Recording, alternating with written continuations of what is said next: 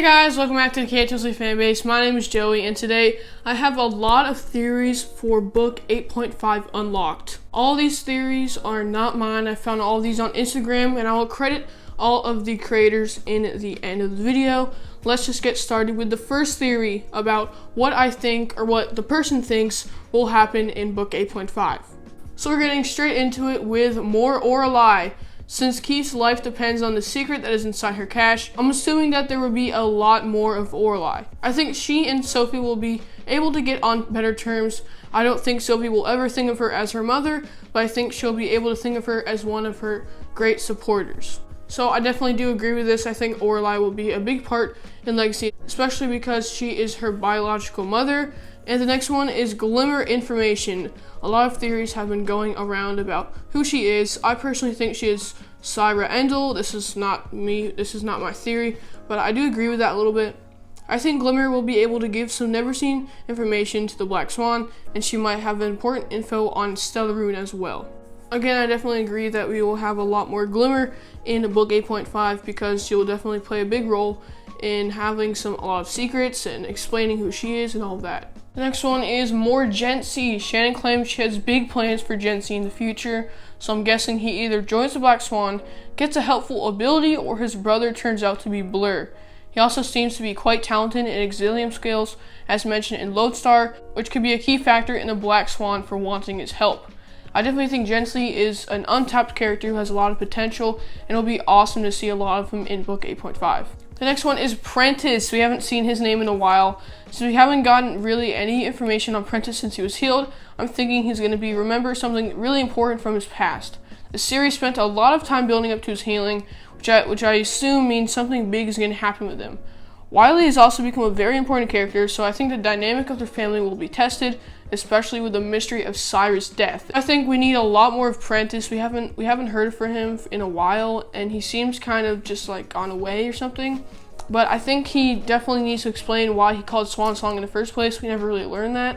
And I think he has to explain a lot of other things as well.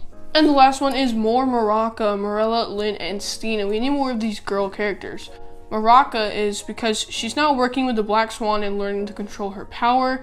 Morella and Lynn, because it was mentioned that Morella and Lynn were training to combine their abilities, which is water and fire. I think that'll be awesome if they learn to fight like that. And then Stina, because she's on Team Valiant and they may need her to take Keith's place as the empath in their group while they figure out how to wake him, or maybe he has to regroup after him being awakened. So after this, we have a great theory on why Fitz would become a counselor. So Fitz's full name, which is Fitzroy, it actually means son of a king. And his middle name, Avery, means rule of the elves. I think that's a big giveaway right there. And since the council is finally listening to Sophie and her friends, it's likely that one of them will end up on the council. And since Sophie is obviously going to happen, I know it kind of depends on that, but Fitz will be alone, so the marriage rule won't matter. So I definitely think, if not Fitz, one character from the group will definitely become a counselor in the future. We'll have to see. Next theory is why Genc's brother is Blurr. So reason number one is that he's the only known phaser in the series, and that's a pretty big part of it. Reason number two is that in Nightfall, the water slightly brushes away Blurr's disguise, and he is described as having a round face and full lips, which we all know that Genc has. And reason number three is that Sophie said Blurr looked familiar, so she could be saying that because he reminded her of Genc. And that Shannon Messenger just hasn't gotten around to writing that into the story yet, but I definitely think she will include it in 8.5 or at least book 9. The next theory is about Bronte and Vespera. We're kind of going all over the place with these theories, but that's what I like about it, because there is so much theories about book 8.5 and even book 9. So I was thinking about abilities and how it was said that empaths could become emotionless if they felt too many of other people's emotions. And when people question why Sophie's emotions are so much stronger than everyone else's, one of her abilities is one of the possible reasons, inflicting.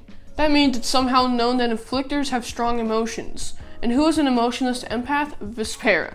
And she's an ancient and has been like that for a long time. And the only inflictor back then was Bronte, and he's also an ancient. I think that they have some kind of history. Whether it was dating or being friends or something else, I think they were really close. They both want/have power, and they have some kind of weird thing with humans, so who knows, maybe they were related, or maybe they worked together in the past. It would explain how she acts the way she does, and if they were that close, her turning bad could have been what made Bronte turn cold. So I think that maybe this is plausible. Maybe Bronte and the Sparrow did work together.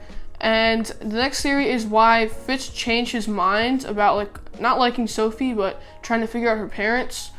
And this is kind of like a what is up with Fitz and legacy theory.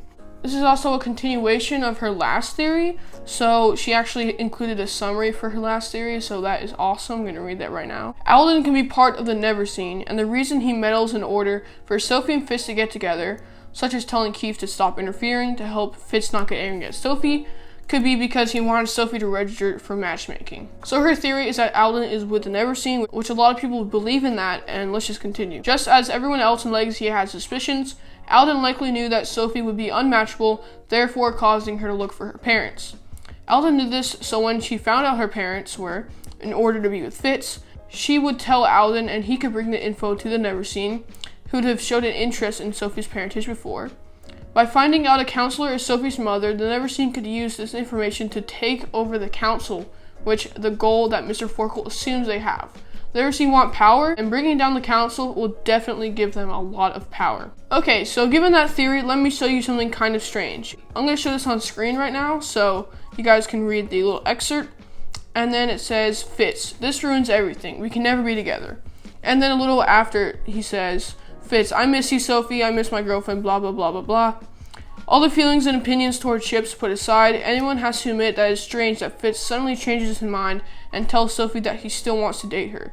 Even the fact that he didn't tell anyone. Does not mean that he's suddenly okay with her being unmatchable. He seemed really mad about it. Out of nowhere, does Fitz suddenly not seem to care about the scrutiny that his family could face?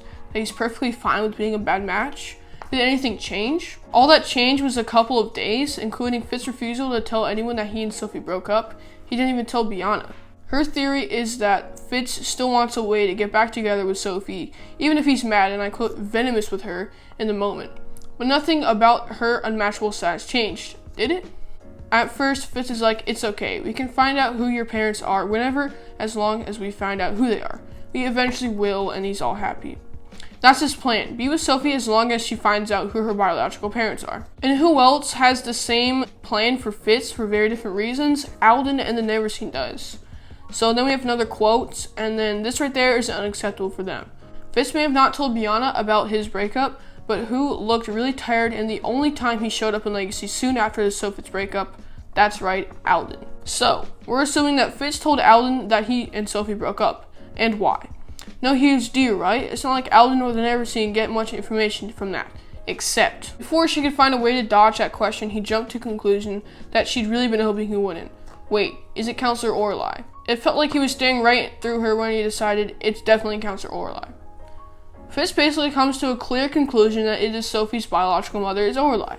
Why do you think Shannon chose to include this? He told Alden his suspicions.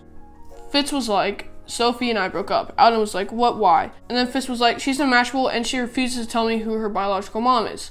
And then Alden's like, wait, her biological mom? She knows who it is? Do you have any guesses? And the Fitz says, yeah, I'm pretty sure it is Orla. So now the neverseen suspect Orla to be her biological mother, but that's not it. It still doesn't explain why Fitz suddenly decided to try to get back with Sophie again. I think Alden told Fitz something similar to what he told Sophie. I don't, Sophie agreed, but I don't have a choice. Really? Because it seems really simple to me. You're 50% of the way to fixing everything. They're halfway there to solving the problem, finding out who her parents are. So who wants to know this? Fitz does, because he wants to get back together with her. But not Sophie. She doesn't want the burden or the emotional pain of finding out her parents. But who else wants to know who it is? Alden and the neverseen. So the neverseen can take over the council. Alden probably goes, just give her some time, Fitz, assuming it's Orla. All you have to do is find out who her biological father is, and then you two can be together again. You can convince Sophie. I know you can. Or find out by yourself, and then she'll thank you later for finding out who her parents are. You're doing it for both of you. So Fitz's mindset when he asks Sophie if she wants to be with him again is, I just have to find out who her biological father is, and then convince her to reveal both of her parents' identities. So basically this theory states that Alden is with the neverseen, and he wants Fitz, his son, to find out who Sophie's biological parents are, so Alden can tell the neverseen, and then the neverseen can expose the council for having a child, and then they can overthrow the council and become in power. So it's a very complicated theory, but this one is very far-fetched, but it has a lot of good points and reasons.